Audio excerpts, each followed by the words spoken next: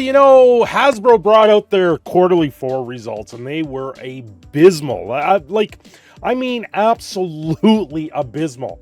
One thing that came out of it, though, was $90 million was made off the Baldur's Gate franchise from Larian Studios over Baldur's Gate 3. Hey, that's a good chunk of money. You know, I said probably 130 million back in my video that got panned, but that's besides the point. I gave more credit where credit was due. 90 million, that's pretty good for Baldur's Gate 3 to make for Hasbro. But in the last 3 months of the year, Hasbro actually took $1 billion, over $1 billion in losses in 3 months. That's insane. So that 90 million just gets thrown out the door. Like it does nothing for the company.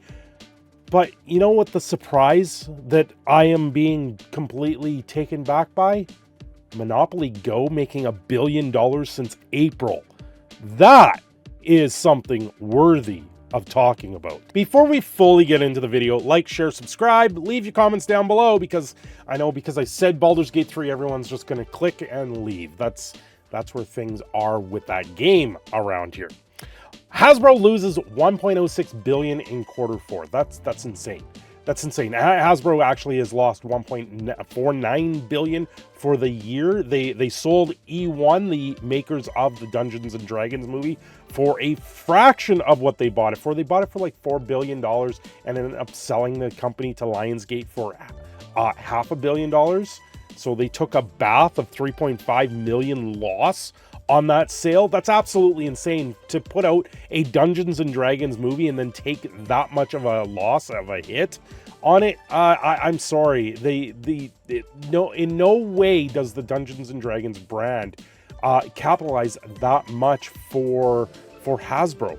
Hasbro reported 1.06 losses in Q4, despite positive contribution from Wizards of the Coast and digital gaming sector. Both of Hasbro's other segments, consumer products and entertainment, showed big losses. Entertainment showed a 1.11 billion loss as Hasbro completed its sale of E1 assets, taking a loss, and wrote down the entertainment kept. Consumer products, including toys and non-Hasbro games, lost 126 million. Wizards of the Coast and digital gaming showed a 103 million profit for the quarter, down about 1 million. So this is something ongoing here. So they had a profit of 103 million.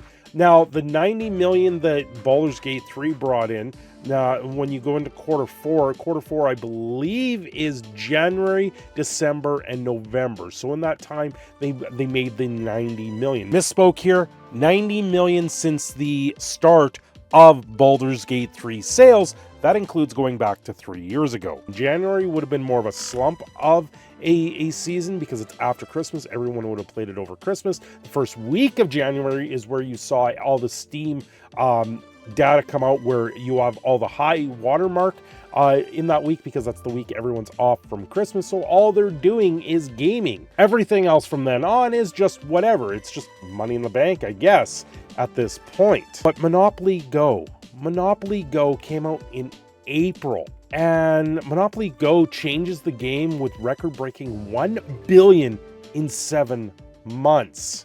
A mobile game, Monopoly Go, is doing numbers like Pokemon Go. This is insane. And this is where we are now. The fastest ever casual game to hit an important $1 billion milestone. This is something else that's going on here. Here's the main difference here. You see them celebrating these things when you go through the articles. You see them actually putting this up there and celebrating it, where with Baldur's Gate 3, they weren't necessarily celebrating the sales of it. And that was where the very big difference is on that. Recently, Larian Studios won another award, and at that award ceremony, they said that they're not going to placate to shareholders, which I congratulate them for taking that stance, even though Tencent owns a 30% stake in their company. So they kind of got to keep Tencent a little bit happy. But in that sense, I guess they're a little bit more free to do what they will with the game. I'm not entirely sure. But this is Monopoly Go. Monopoly Go, literally is just putting a game out there. You're able to play it on your phone. You're able to, you know, play it at work, play it here, play it on the go, and that's the whole point of it.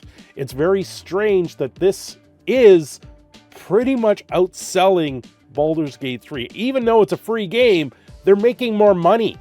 This game has made more money than Baldur's Gate 3 at that point. That's insane to even think about that. The game of the year gets outdone by a mobile app. Like, I was dumbfounded when I started reading into this, trying to look more into the Hasbro revenue. I know they're down in the tank, but Monopoly Go generates $1 billion in 7 months. This is the same type of thing that we saw with Hogwarts Legacy, where they celebrated all of these things. And Baldur's Gate 3 still, to this date, hasn't celebrated those milestones. They haven't come out and said, we've sold $1 billion of the game. We've sold 20 million copies of the game. It's all estimated numbers that I'm still seeing with that. But, you know, you have things like Forbes, you have all of these other companies that come out and say, yeah, we made a buttload of money giving away this game for free. Monopoly Go, Scopely's mobile version of the 90-year-old board game owned by Hasbro, lived up to its name this year, collecting $1 billion in revenues just 7 months after its debut. And what the publisher said was the fastest a casual game title has ever hit the mark. In partnership with us, Scopely created a super fun and engaging game that is breaking records in highly competitive market. It's one of the only mobile game titles in history to earn $1 billion in under a year. And that's from Hasbro's Chris Cox. So Hasbro's got a path here. They can walk away from Wizards of the Coast, Dungeons and Dragons, and do more things like this. I'm not surprised that this actually went crazy. The game's been downloaded more than 1 million times, 100 million times, 100 million times. It's been collecting more than 200 million a month in rent, revenue from millions of players in 120 countries since launch. In that time, game players have passed Go more than 40 billion times, sent more than 150 million friends invites, completed nearly 2 billion games, and they've gone to jail 6 billion times. Monopoly Go is hardly the first game to quickly hit $1 billion, though it's more common with titles built for console and PC play. Activision Blizzard annual variants of Call of Duty typically hits $1 billion mark soon after debut, for instance. And that's exactly the point here. This Monopoly Go, as a mobile game, apparently a very fun game. I might actually have to look into this on the go and see where things are. It's quite surprising to hear this random game, Monopoly, has been around for 90 years, to actually be able to be picked up, put onto a mobile, and actually generate $1 billion in a very short amount of time. That's Hogwarts Legacy still outsold it. The Hogwarts Legacy 2023 confirmed just recently that they were the best-selling game of 2023 worldwide. So that goes to show you the mark. Monopoly Go looks like they're taking second place. Anyway, I'm your proud Canadian Phoenix, Cindershadow. I'm signing off here. Have yourselves a great day. Don't forget to like and subscribe.